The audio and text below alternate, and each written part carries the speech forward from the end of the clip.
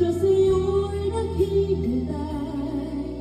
Ang bigatin mo sa buhay, sa kanya mo ibigay.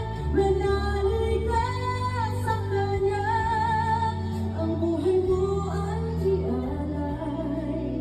Ang iyong mararanasan, tunay na kapayapaan. Thank you, Jesus. Ang pag-ibig ni Jesus sa atin ay sadyang lubos.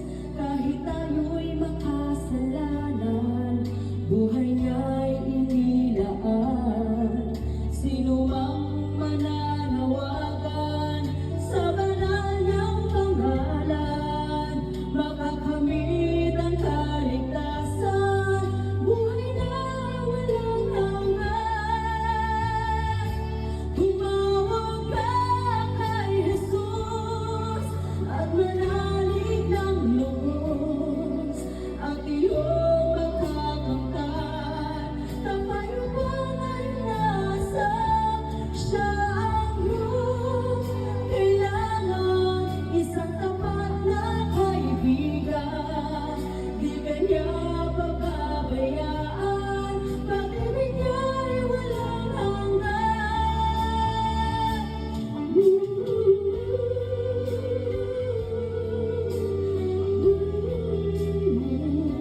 Meron po nakasulat sa 1 Peter chapter 5 verse 7. Sabi po doon, cast all your anxiety on Him, for He cares for you.